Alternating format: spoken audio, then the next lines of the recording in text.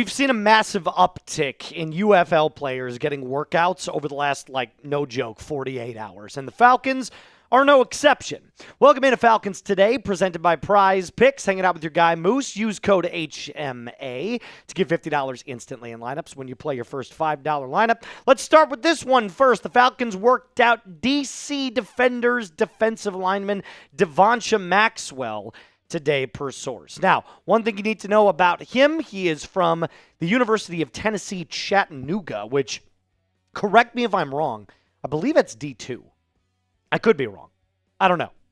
I do know this. He was a stud there. Defensive line out of, it was a UFA, out of Tennessee, Chattanooga, coming in at 6'1", 299. Now, he is a little undersized for the position, especially in the length category. That's something that everybody acknowledges, but he does have an above average first step quickness and can't really reach, though, to beat those blocks. So that's his biggest problem and ultimately why he's kind of bounced around NFL practice squads and 90-man rosters before settling in the UFL. But here's what the Falcoholic writes about Devonnsha Maxwell.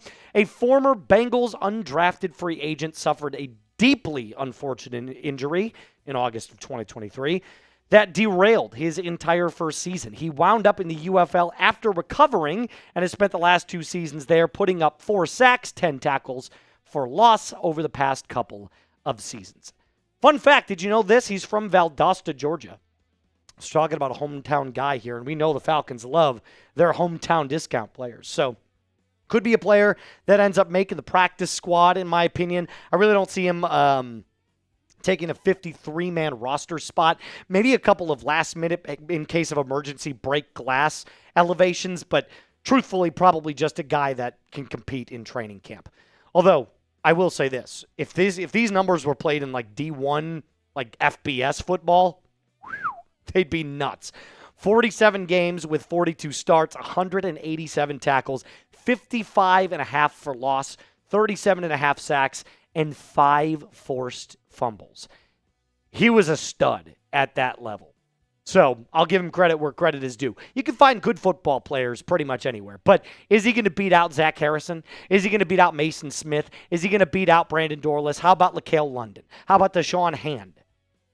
I don't see that happening. But one can dream. I don't even see him beating out Ontario Thompson. There's just no way. So personally, probably just a 53-man roster. A practice squad roster guy, but even though he hasn't signed yet, they just worked him out, so there's no even guarantee that they do sign him. I think the Falcons are doing the right thing by working out players on the lines. I really do. And that's because trench players are not a dime a dozen, but there are a lot of them. The really top tier ones are, kind of the upper echelon, but if it's a body that can help. And I have no problem with that whatsoever.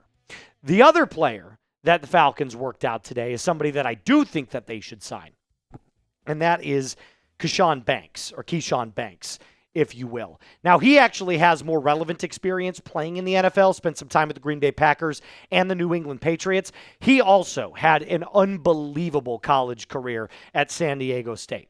Also, more recently, though, from the Orlando Storm of the UFL. So what do you need to know about him? Coming in at 6'4", 265 pounds. That's pretty massive. Now, he primarily lines up in the B gap as an edge rusher that primarily stops the run. That's exactly where his bread and butter comes in. 42 career tackles for loss at San Diego State. So coming in at 6'4", 265, you would probably think, where on earth does the poor play come in? And it's really not a matter of productivity, in my opinion. He just has not really had the talent to outbeat anybody that would make the 53-man roster, if that makes sense. 59 career college starts, or games played, 139 tackles, 42 for loss, and 13 sacks when he played at San Diego State. If he was going to make the team, I really, really think he could end up making the 53-man roster as a edge 6 maybe, or edge 5 if the Falcons kept 5.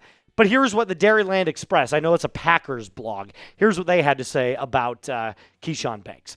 He was good against the run. Banks ranked 35th amongst all edge rushers by PFF's run defense grading system and 28th in stop rate in college. Missed tackles, however, were a major issue for him at times. So my question to you is not necessarily who should they sign, but should the Falcons sign a UFL player this upcoming season? Type S for sign, type P for pass. Now, before we continue on with the remainder of today's episode, I do have to remind you guys that our first sponsor of today's episode is our friends over at SeatGeek. Look, if you're trying to get out of the house and you want something to do, there is nothing better right now than a ball game. Whether that is a Braves game, whether that you're going to watch a golf tournament, or maybe it's hockey that you're into. Hey, Falcons football is right around the corner. The best place to get it is with our friends over at SeatGeek, and they have got you completely covered. You can get your next set of tickets instantly fulfilled and in your account after purchase with our friends at SeatGeek. Now, here's the great thing. And fits a Falcons football game, or maybe it's a Nelly concert. The wife and I are going to be doing it. You got to start looking for the best deals. They rate each ticket on a scale of 1 to 10, so you know you're getting a good deal. So you got to look for the green dots. Green means good, red means bad, and of course, I got a code for you guys.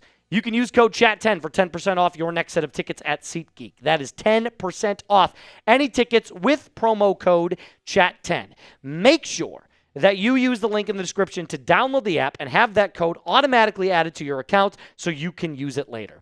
A huge shout out and thank you to our friends at SeatGeek. The back half of this episode is about a Falcons draft pick that I have very seldomly brought up. He's been injured, so he hasn't been on the field nearly as much on OTAs, but that's Ontario Thompson. 6'1", 306 pounds. Again, not exactly the largest of human beings for the position, but he does have a very, very good athletic profile. That is 100% undebatable. Here's the RAS score. Just take a look at it. It's a 9.39. Composite speed grade in the elite category. His first step is lightning quick. Size, explosion, production, But that's why he fell down to the 6th round. So I'm not complaining that we found someone that has a nice athletic profile, because that's basically all the players that we have drafted this last year. So what do you need to know about Ontario Thompson? Because I feel like we haven't talked about him in quite some time. It's been damn near 2 months, actually, since the draft. He's got plus upper body power. Maybe his play strength isn't as elite as it should be, especially when he's, trying to take on bigger blockers. But he does have exceptional batted ball ability at the line of scrimmage. Pass breakups at the line are huge, and he's got a couple of punt blocks in his career. So that seems to be somewhere where he excels, is his ability to get that big old bear paw up there and swat balls down. I really enjoy that, and I think that's an underrated characteristic for a player that was taken in the 6th round. There is a ton of special teams upside here. Plenty of it. And what do we know about the Falcons special teams last year? They were bad everywhere. Punt coverage, bad. Kick coverage, bad. Kick returns, bad. Punt returns, bad. Gap integrity in the lane integrity. All of it terrible last year. Marquise Williams was brutal at his job, as evidenced by a chart that I found indicating just how bad we were. Now, this is only through the first 5 weeks of last year. The Falcons were tied for dead last, actually for 31st, but essentially that's the exact same thing. It means you were awful. And it didn't get much better as the season went along. So, what does Ontario Thompson project, to my knowledge? Kind of like that primary one tech, that nose tackle on special teams right away. I don't think he beats out Mason Smith. I don't think he beats out Deshaun Hand. I think that there is a real world in which he can step in and be that special teams player and a lock as soon as he's healthy. So I'm rooting for him. I think there's maybe some upside down the road as a rotational defensive lineman, but special teams, certainly. And there's nothing wrong with that. Before I continue on with the last part of today's episode, I do have to remind you guys that to keep the lights on, the second sponsor of today's video It's our friends over at Prize Picks. I've been playing every single day. You saw the NBA championships. It was a whole lot of fun. But now that those are over, I have switched gears and I'm taking on the World Cup. So if you want to win real cash while watching sports, up to 2,000 times your money, you got to download the Prize Picks app today. Use code HMA to get $50 instantly in lineups when you play your first $5 lineup. Now, great thing is I've decided to show you exactly what kind of picks you can expect on their brand new Team Picks feature. Boom shakalaka, here are mine for the day. Cape Verde against Spain, I went with Spain. Portugal versus Colombia, I went with Portugal. Egypt versus Belgium, I went with Egypt, taking a little underdog pick. Yours can look just like mine, but they don't have to. This is just one of the many great features they've got at Prize Picks. Download the Prize Picks app today. Use code HMA to get $50 instantly in lineups when you play your first $5 lineup. Again, that's code HMA to get $50 instantly in lineups when you play your first $5 lineup. Prize Picks. It is good to be right. All right, last bit of news here. Braylon Trice. We talked a little bit about him, but funny enough, I just saw an interesting stat today. He hasn't played a regular season game of football in 735 days. That's a long, long time.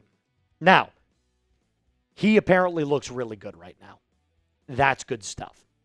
The Falcons' outside linebacker, a.k.a. edge coach, John Timu, had this to say about Braylon Trice, and it's all good things.